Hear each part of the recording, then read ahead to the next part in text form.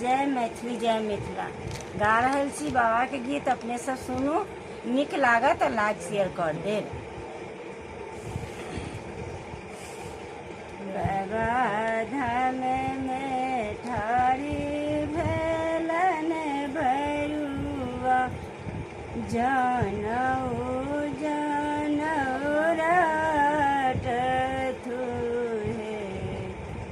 आहे के हे छथिन बाबा धाम के मालिक, जानौआ हमरा के देते।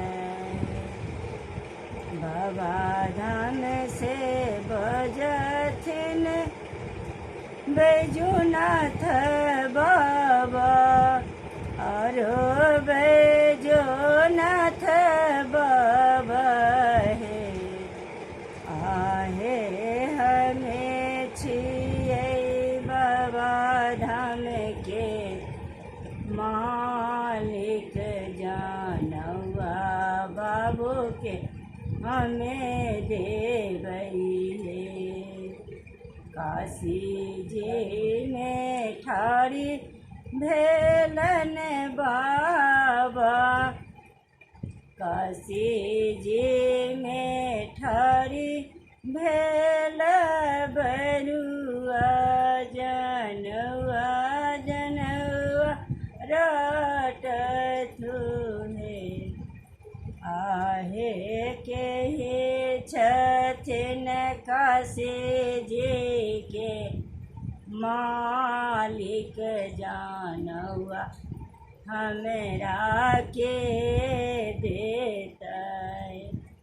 काशी जी से बजथिन विश्वनाथ बाबा, औरो बासुकीनाथ बाबा हे।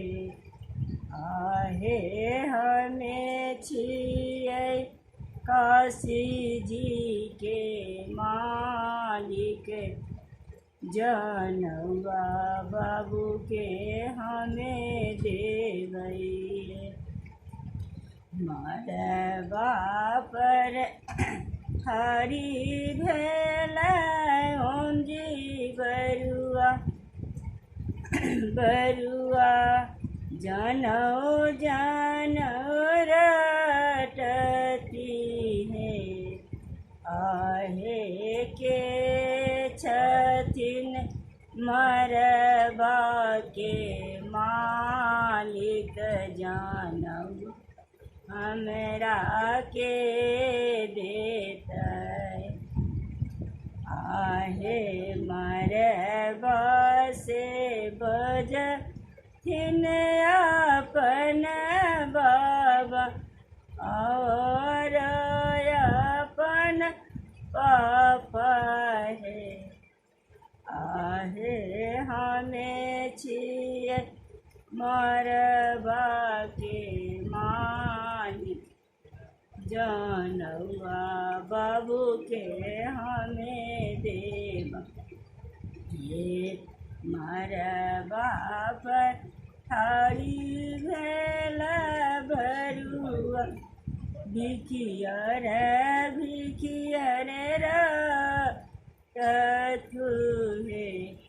आहे के ही छथिन भिखियर के मालिक, भिखियरा हमरा के देते। अपना महल से बजथिन अइहब माए, और अइहब दाई हे। आहे हमें छियै भिखियर के मालिक, भिखियर बाबू के हमें देवई। मरबा से ठारी भेल बरुआ, लापरी लापर रटथु हे। आहे के छथिन लापरी के मालिक लापर हमर के लेत। हे अपना गाँव से बजथिन अपन पीयूसी और अपन पीयूसी हे आहे हमें छियै लापरी के मालिक लापरी बाबू के हमें लेबै। आहे हमें छियै लापरी के मालिक लापरी बाबू के हमें लेबै। धन्यवाद।